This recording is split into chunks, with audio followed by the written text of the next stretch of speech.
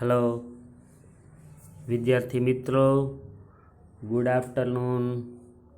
ભરતભાઈ વ્યાસના જય શ્રી કૃષ્ણ, જય માતાજી. ચેપ્ટર 17 ગરીબી અને બેરોજગારી. એમાં આપણે આજે બેરોજગારીના કારણો અને બેરોજગારીની અસરો સમજવાની છે. બેરોજગારીના કારણો તપાસીએ તો બેરોજગારીના કારણ શા માટે બેરોજગારી ઉદ્ભવે છે. ચાવી છે બેટે ઓશીકું આપ બગાસા આવે. બેટે ઓશીકું આપ ઓશીકું આપ બગાસા આવે. ઓશીકું આપ બગાસા આવે.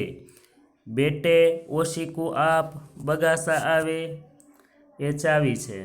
એમાં બેરોજગારીનું પહેલું કારણ બેટે ઓશીકું આપ. પહેલું કારણ છે વસ્તી વધારો. કેમ કે વસ્તી વધે તો કામ માંગનારની સંખ્યા વધે છે.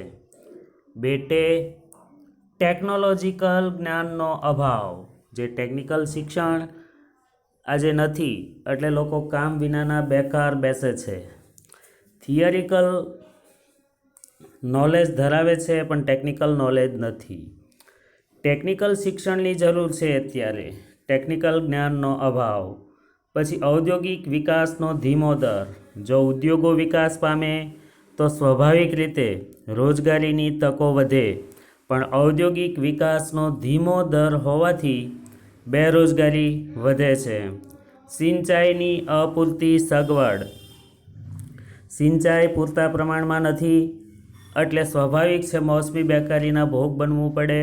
વર્ષમાં એક જ પાક વરસાદી પાક લઈ શકાય. બેરોજગારીનું ચોથું કારણ બેટે ઓશીકું. કુ એટલે કૃષિ વ્યવસાયમાં ઉદાસીનતા. આપણો 60% રોજગારીનો આધાર ખેતી છે, પણ એમાં સિંચાઈની સગવડ ઓછી છે અને કૃષિ વ્યવસાયમાં ઉદાસીનતા જોવા મળે છે. આ આયોજન ખામી ભરેલું હોવાથી શ્રમ પુરવઠો વધે છે. ગવર્મેન્ટ જે આયોજન કરે છે એ આયોજન ખામી ભરેલું છે એટલે સ્વાભાવિક છે શ્રમ પુરવઠો વધે છે. એવું આયોજન કરવું જોઈએ કે જેનાથી વધારે ને વધારે લોકોને રોજગારી મળે. બેટે ઓશીકું આપ બગાસા આવે.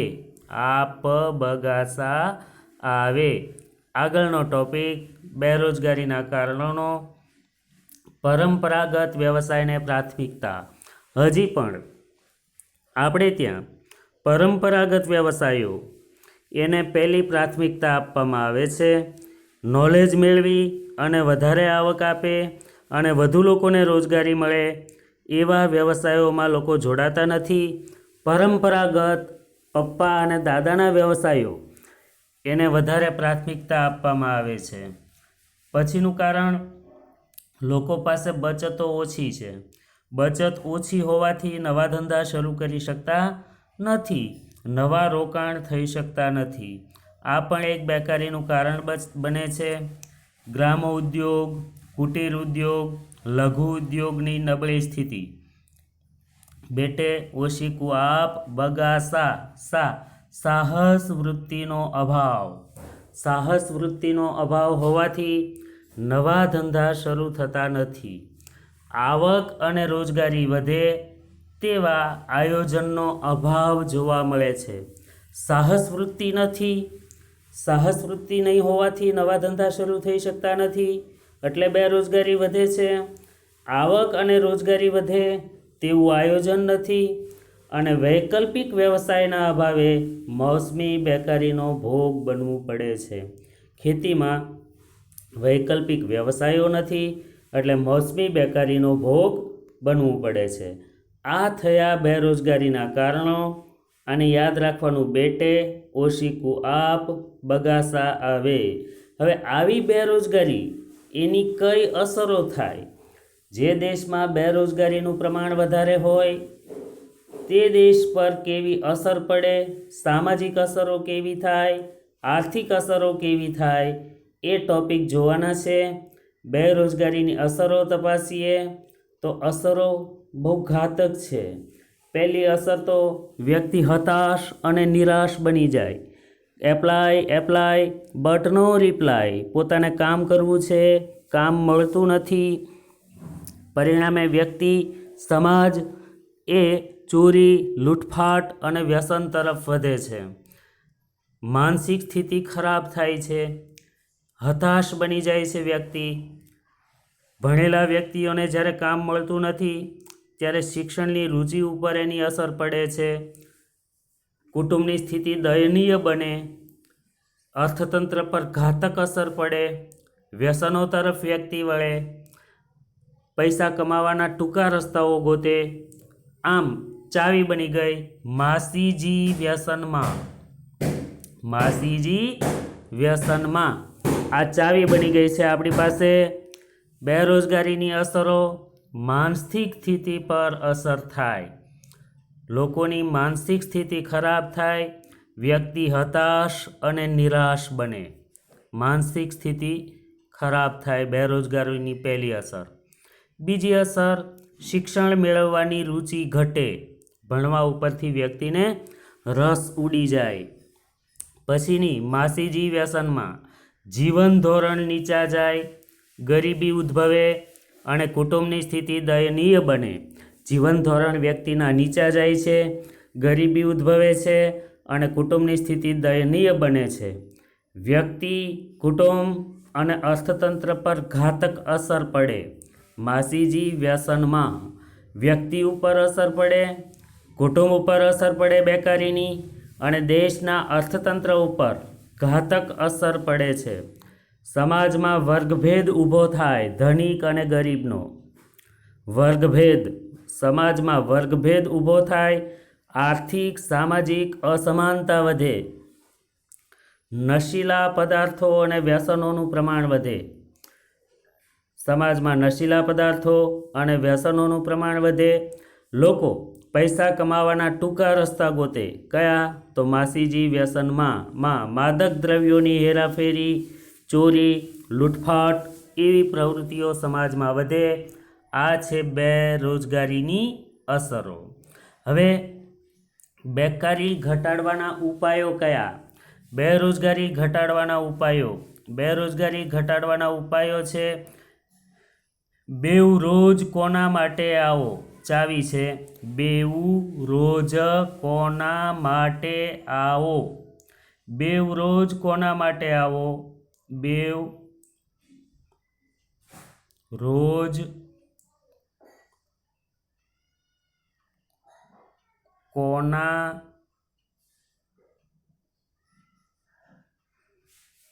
માટે આવો. બેઉ રોજ કોના માટે આવો. આ ચાવી છે. આ છે બેકારી ઘટાડવાના ઉપાયો. બેઉ રોજ કોના માટે આવો. એના પોઈન્ટ. બે, બેરોજગારી ઘટાડવામાં ગામડાનો વિકાસ. બેરોજગારી ઘટાડવી હોય તો ગામડાનો વિકાસ કરો. કયો વિકાસ? તો કે ગ્રામ્ય વિસ્તારમાં પૌષ્ટિક આહાર, પીવાનું ચોખ્ખું પાણી, આરોગ્ય, શિક્ષણ, વીજળી, રસ્તા, બેંક, વીમો, ઇન્ટરનેટ, સંદેશા વ્યવહાર, વાહન વ્યવહાર એવી સગવડતાઓ ગામમાં આપો. ગામડાનો ગુણાત્મક અને પરિમાણાત્મક સુધારો આવે એટલે વ્યક્તિને કામ મળે. ગામડાના વિકાસ કરો. બેરોજગારી ઘટાડવા ગામડાનો વિકાસ. બીજું, ઉદ્યોગ સંબંધી વિકાસ. ઉદ્યોગોના વિકાસ કરો. ઓછી મૂડીથી વધુ લોકોને રોજગારી આપી શકાય એવા ઉદ્યોગો માટે ઓછા વ્યાજે ધિરાણ, કાચો માલ, યંત્રો અને વેચાણમાં સહાય આપો. આ બીજો ઉપાય. ત્રીજો ઉપાય છે રોજગાર વિનિમય કેન્દ્રો. સરકારે બેરોજગારી ઘટાડવા માટે રોજગાર વિનિમય કેન્દ્રો ખોલ્યા છે કે બેરોજગારોને લાયકાત અનુસાર ક્યાં કામ મળી રહેશે તેની માહિતી આપે છે. રોજગાર વિનિમય કેન્દ્રો સામયિકો પણ બહાર પાડે છે. કયા સામયિકો બહાર પાડે છે રોજગાર વિનિમય કેન્દ્રો? તો કે રોજગાર, કારકિર્દી એવા સામયિકો બહાર પાડે છે. મોડેલ કેરિયર સેન્ટર અને હેલ્પલાઇન નંબર 1800-425-1514 એ નંબર હેલ્પલાઇન નંબર છે. એ નંબર દ્વારા માહિતી આપે છે. રોજગાર મેળા પણ રોજગાર વિનિમય કેન્દ્રો યોજે છે. 2015માં 947 કેન્દ્રો આપણે ત્યાં હતા, જેમાં 468.23 લાખ બેકારો કામ મેળવવા માટે નોંધણી કરાવી હતી. ગુજરાતમાં 8.30 લાખ બેકારો નોંધાયા હતા. આમ રોજગાર વિનિમય કેન્દ્રો પણ 2 ગુણમાં પૂછાઈ શકે. રોજગાર વિનિમય કેન્દ્રો વિશે લખો તો બેરોજગારોને ક્યાં કામ મળી રહેશે તે માટે દરેક જિલ્લા અને શહેરોમાં રોજગાર વિનિમય કેન્દ્રો ખુલ્યા છે. એ સાચી માહિતી આપે છે, રોજગાર મેળા યોજે છે અને બેરોજગારોને કામ આપવાની પ્રવૃત્તિ કરે છે. પછી આવે છે જમીન વિષયક પ્રવૃત્તિઓ.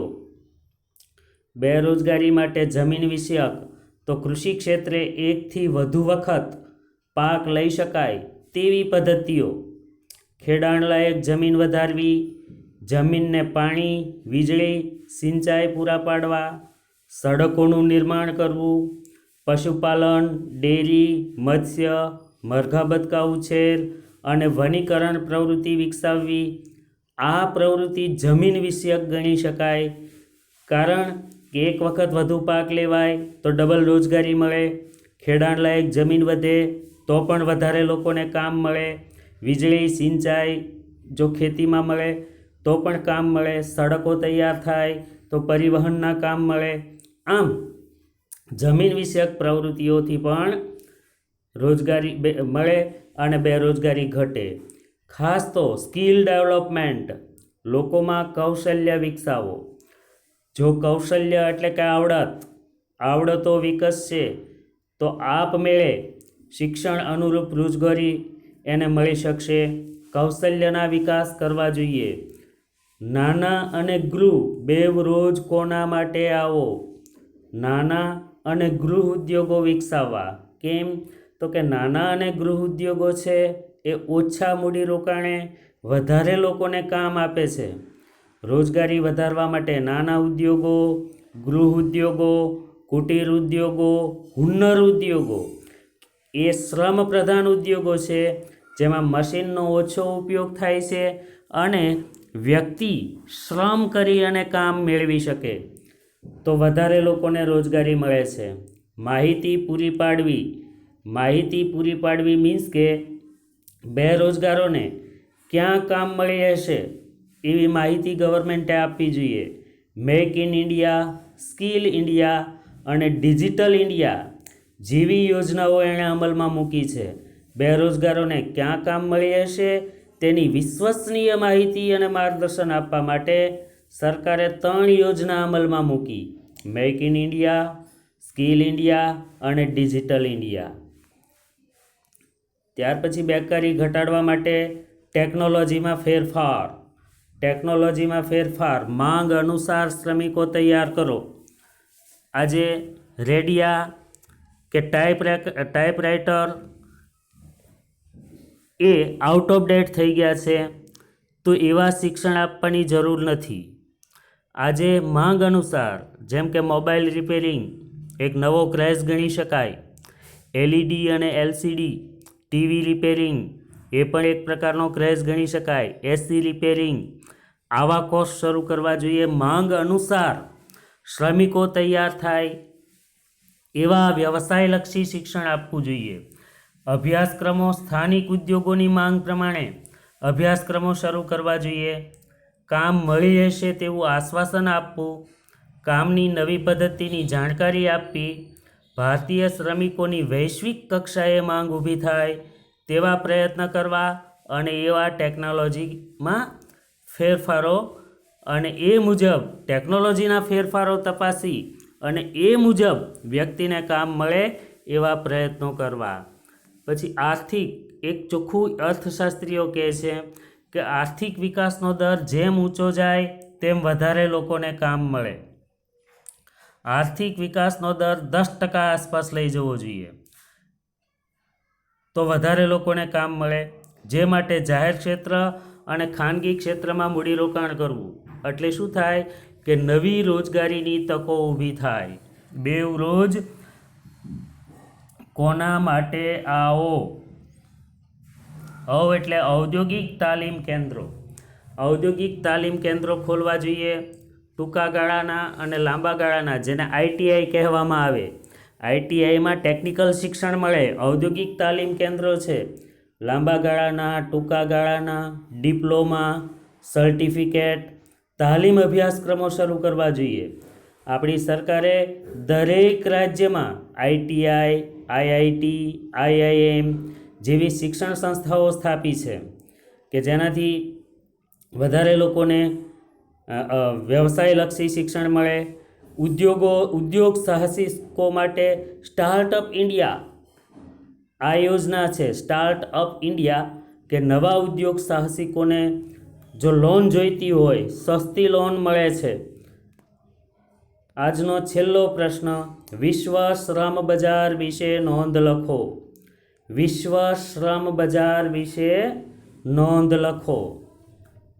હવે વિશ્વ શ્રમ બજાર શું કહેવાય પહેલાં સમજી લો કે ભારતમાં કોઈ વિદ્યાર્થીએ અવકાશ ક્ષેત્રે સંશોધન કરતું શિક્ષણ મેળવવું છે તો એ ભારતની કોઈ યુનિવર્સિટી શિક્ષણ આપી શકતું નથી. એટલે એ વિદ્યાર્થી સર્ચ કરશે ગૂગલમાં કે વિશ્વના કયા દેશમાં આવું શિક્ષણ આપે. જે દેશ શિક્ષણ આપતો હશે ત્યાં વિદ્યાર્થી અહીંથી ચાલ્યો જશે, ત્યાં ભણશે. સ્વાભાવિક છે એ વિશ્વનો એ દેશ એને જે પ્રકારનું શિક્ષણ જોઈએ છીએ એવું શિક્ષણ આપશે અને એ પછી ત્યાં સ્થાયી થઈ જશે. ત્યાંની કંપનીઓ એને કામ પર રાખી લેશે અને જે કંઈ નવી શોધ કરશે એ જે તે દેશને નામે નોંધાશે. આમ વધુ અભ્યાસ માટે રાષ્ટ્રીય કક્ષાએ વ્યક્તિ અહીંથી ચાલ્યા જાય અથવા તો કામ મેળવવા માટે, તાલીમ મેળવવા માટે કે ઉચ્ચ અભ્યાસ માટે એક દેશમાંથી શ્રમિકો બીજા દેશમાં જ્યારે જાય ત્યારે વિશ્વ શ્રમ બજાર ઊભું થાય છે. આપણા દેશમાં કામ ન મળે ત્યારે વ્યક્તિ જ્યારે વિદેશમાં જાય છે ત્યારે વિશ્વ શ્રમ બજાર ઊભું થાય છે. વિશ્વ શ્રમ બજાર એટલે શ્રમિકોનું આદાન પ્રદાન જ્યારે વિશ્વના દેશો કરે તેને વિશ્વ શ્રમ બજાર કહે છે. આંતરરાષ્ટ્રીય કક્ષાએ શ્રમિકો એક દેશમાંથી બીજા દેશમાં વેપાર, ધંધા, તાલીમ કે ઉચ્ચ અભ્યાસ માટે જ્યારે જાય ત્યારે વિશ્વ શ્રમ બજાર ઊભું થાય છે. વિશ્વ શ્રમ બજાર ક્યારે ઊભું થાય તો જ્યારે વ્યક્તિ વેપાર માટે, ધંધા માટે, તાલીમ માટે કે અભ્યાસ માટે વિદેશમાં જાય ત્યારે વિશ્વ શ્રમ બજાર ઊભું થાય. વિશ્વ શ્રમ બજાર કોને કહેવાય તો વિશ્વના દેશો શ્રમિકોનું આદાન પ્રદાન કરે તેને વિશ્વ શ્રમ બજાર કહે છે. આજે વ્યક્તિ વિદેશ તરફ શા માટે લલચાય તો કે ત્યાં વધુ આવક છે, વધુ સુવિધાઓ છે, સારી નોકરી. એટલે આપણું બુદ્ધિધન અહીંથી જ ચાલ્યું જાય છે. જે સ્માર્ટ બુદ્ધિવાળા વ્યક્તિઓ છે, જેને કંઈક વધારે પડતું હાર્ડ કાર્ય કરી અને પોતાનું નામ આગળ લાવવું છે એવા વ્યક્તિઓને વિશ્વ જ્યારે તક આપતું હોય ત્યારે એ ભારત છોડી અને વિદેશમાં જાય, જેને બ્રેઇન ડ્રેન કહેવામાં આવે છે. આ રીતે બુદ્ધિધન આપણા દેશમાંથી વિદેશમાં ચાલ્યું જાય છે. તાલીમ પામેલો વર્ગ જ્યારે ચાલ્યો જાય, બુદ્ધિ પ્રતિભા ધરાવતા વ્યક્તિઓની દેશમાં ખોટ વર્તાય. કેમ તો કે વિદેશમાં ચાલ્યા જાય છે અને ત્યાં શિક્ષણ મેળવે, ત્યાં રહે છે. એટલે આપણે શું કરવું જોઈએ તો આપણા દેશમાં સ્થાનિક માંગ અનુસાર, આધુનિક માંગ અનુસાર અભ્યાસક્રમો શરૂ કરવા જોઈએ અને વિદ્યાર્થીઓ અભ્યાસ માટે વિદેશમાં ન ચાલ્યા જાય એ જોવું જોઈએ. ઉપરાંત વિશ્વના દેશોના વિદ્યાર્થીઓ અહીંયા ભણવા આવે અને આપણા દેશમાં કામ મળે એવું શિક્ષણ શરૂ કરવું જોઈએ. એવા અભ્યાસક્રમો શરૂ કરવા જોઈએ. બુદ્ધિધનને જતું રોકવું જોઈએ. જો કે વ્યક્તિ તાલીમ અર્થે કે નોકરી ધંધા અર્થે જતા કર્મચારીઓથી દેશને હુંડિયામણની આવક થાય છે. આમ વિશ્વ શ્રમ બજાર પણ 3 ગુણમાં પૂછાય છે. વિદ્યાર્થી મિત્રો, એટલે સુધી રાખીએ. આ પાઠ અહીંયા પૂરો થાય છે. ધન્યવાદ વિદ્યાર્થી મિત્રો.